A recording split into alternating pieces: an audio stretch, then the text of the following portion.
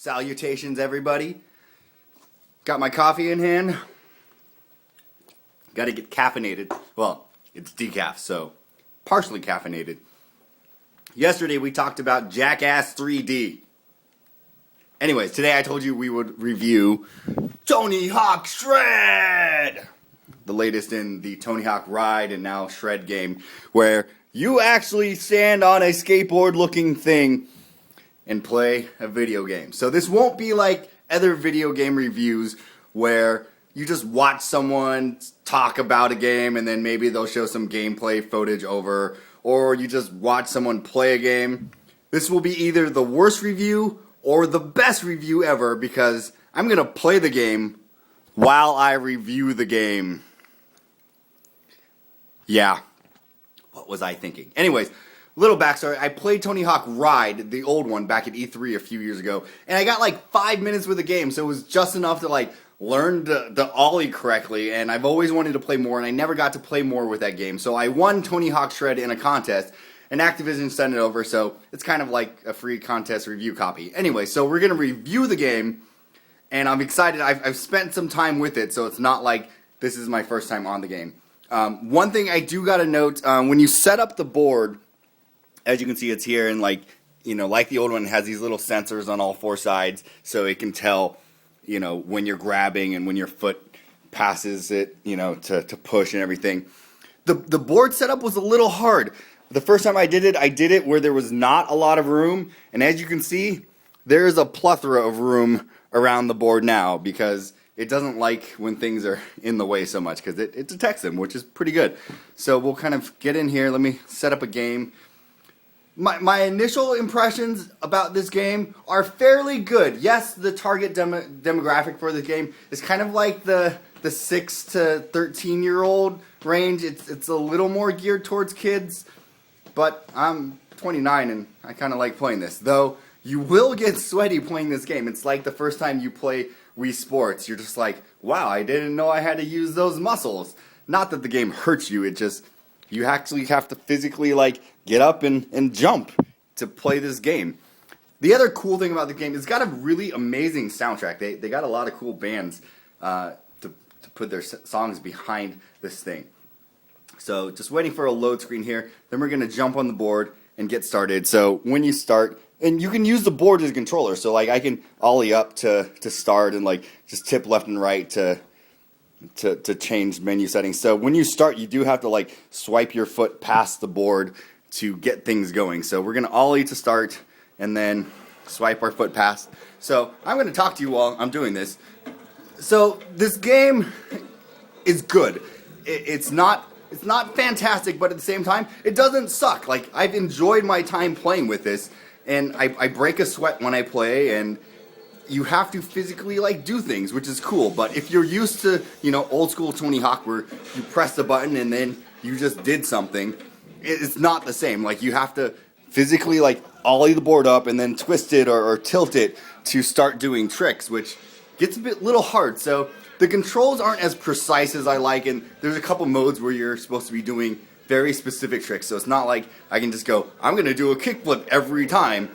You kind of get this random variance of tricks, and there's some modes where you're specifically supposed to do one trick or another trick, and that gets a little hard and a little clunky, but it's fun, like, and it's easy enough that a little kid can play. My housemates have a 3-year-old little boy, and he stands here playing this game, and he's able to do tricks. Like, he does pretty well. Like, you can score, and he has a good time.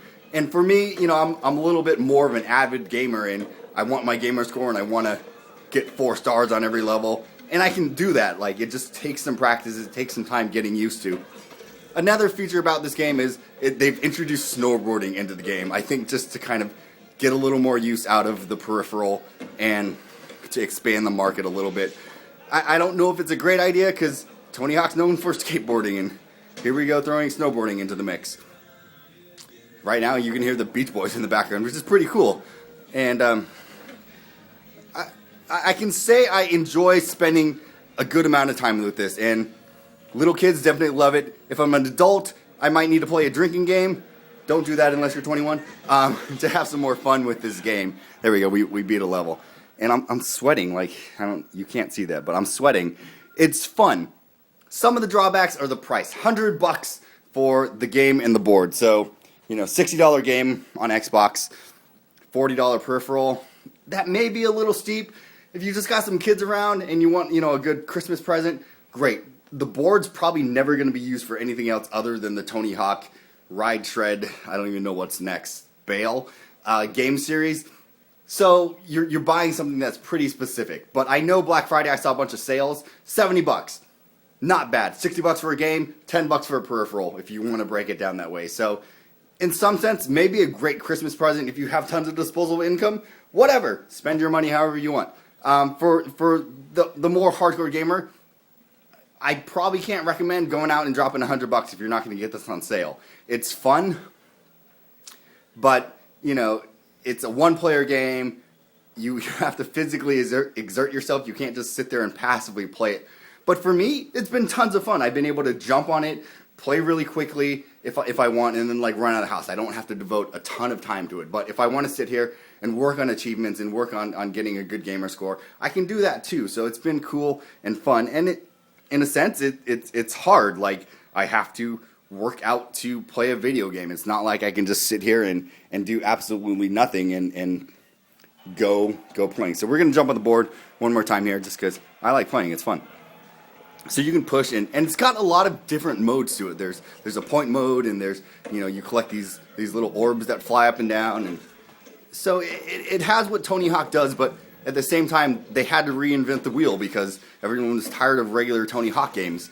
And Activision, I don't know, like, the market's there, but at the same time, I think people really enjoyed the old school Tony Hawk games, and that's why Skate 2 was doing as well as it did. So we'll see what happens in the future when it comes to this peripheral in the game and the Tony Hawk line.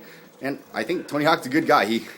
If you ever follow his Twitter account, he's always giving away stuff. You have to go on scavenger hunts. Pretty cool. Anyways, I'm going to give this game a solid 7.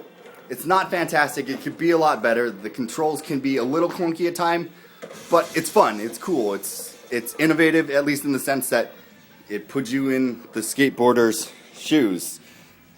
That was really corny. Sorry. So, I'm going to be doing more video game reviews. I have another couple games lined up for review. I'm out of breath because I was doing this and talking. As you can see up here, I do have a Kinect.